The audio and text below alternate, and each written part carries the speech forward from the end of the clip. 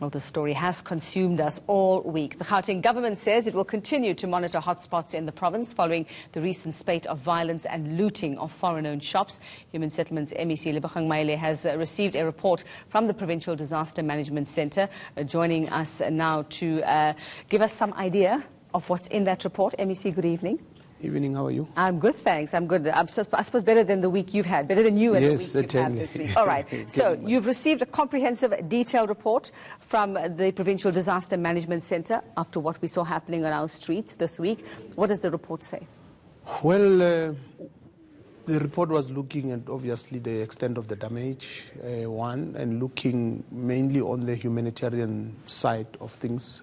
If there are people who are affected, displaced, who need help. And indeed, we found out that there's about plus minus 600 people who were displaced, who were affected, especially in Ekurhuleni, in particular in the, the Katlehong area. And we've been able to arrange some accommodation for them and some blankets and food. Are these all foreign nationals? Yes, most of them are Zimbabweans and Zambians. Yeah. And they have already, I think there's quite a few of them who have already asked us to help them go back home. Go back home as in to the countries of origin? Of origin, yes. So we've communicated that message with the relevant authorities. That will be your Home Affairs and the DERCO. Yeah. And those who are around, we are doing everything in our power to ensure that we help them to live in bearable conditions where they are. So you will help those who want to go home and you will help those who want to stay? Yeah, the relevant government departments will do that. We were looking at the humanitarian side of things as through our disaster management center. Let me see, will this process actually mean that you're going to look at who is here legally and who is here illegally, certainly. And then would you have to take those? Yes, certainly. We would have to work with the police, with Home Affairs. Those who are not here legally would obviously have to be deported. Those who are here legally, it's fine. There's nothing wrong. We will have to see how we help them if they want to continue staying in the country.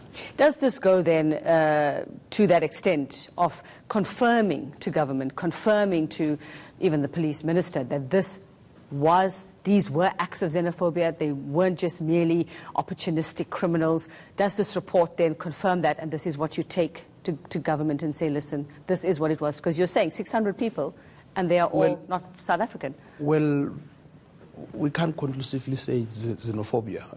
They might have been affected in the process of this But all of them being foreign nationals? Yes. The ones that are there, but remember, they're not the only ones affected. Do you have South Africans there as well? No, not in the displays there, at least. There are shops of South Africans that have been banned, for instance, in Katlehong especially. So what we want to do now is to focus on dealing with the situation they find themselves in and not speculate whether this was xenophobic or not. But we want the police to continue monitoring the situation, and we want to call on our people to work with the police in making sure that we maintain law and order and that there is stability. How are you going to ensure, though, that you keep them safe in this time? Because it might be calm now. It might not yet be over. Yeah. And I'm going to say that there were xenophobic attacks, because to my mind, if you say that 600 people, they're not South African, they're from other countries, they were targeted in a way. But I suppose you'd have to make it official and put your stamp on it later. Let's talk about what you are doing for them and how you're going to actually keep them safe. Yeah, well, I think firstly we had to find community halls so that they are there. And secondly, we were working with the gift of the givers for food provision.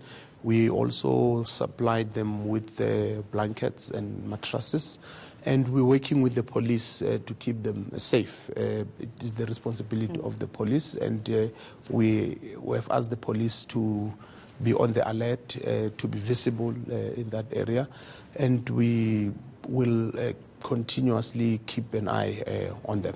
So those who want to stay have obviously lost homes. That's they can't go back there. Are you going to be helping rebuild those homes? How long is that going to take?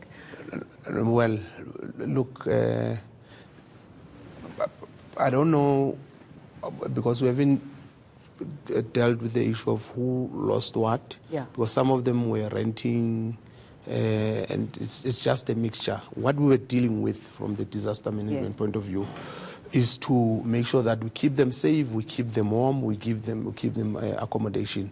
Housing is a big problem in our province. So I wouldn't say we will rebuild people's houses. We wouldn't have those resources. So where will you send them? I mean, they obviously can't stay in these centres for... No, definitely. That's why we have to work with them, have a discussion with them and see how do we reintegrate them, ultimately those who want to remain into the communities. Will there be a humane process for those who are here illegally? We know the circumstances under which people come here, what they have fled, what they are fleeing. We're looking at Zimbabwe and what it is at the moment, so you know. So, I mean, sending people back to a situation that is just as bad as what they faced here this week. Yeah. That is why we are saying, remember, the country has got laws. So if you are here illegally, the law would have to apply. If there's those who are here legally, they've got documentation, we won't send them back simply because they're foreign nationals. No. But if some of them want to go back home voluntarily, then we can only, like you say, some them. have asked to go exactly, back. Exactly. All right. So you said also in this report, I'm assuming, are findings or lessons to be learned, how we can prevent things like this from happening, how we can prevent South Africans, targeting foreign nationals again. What's in that report? What does it say? No, look, this is a disaster management center. All they were doing was just to do an assessment if people were affected or not. You will know that there's other government departments and agencies like Home Affairs, the police, the municipalities. I'm sure they will do a comprehensive report and assessment, and we can have that discussion. And this will be part of all of that? Definitely. This report will be part of all of that. Okay, well, it will be a tough task ahead. I don't envy you the job, MEC, but it has been a tough week. I'll let you go and have a bit of a weekend. Yes, it has to be done. And I suppose South Africans can rise to the occasion and provide and help these people who have been displaced move on for the next couple of days. Thank you very much. That's Lebogang Maele, Gauteng Human Settlements, MEC.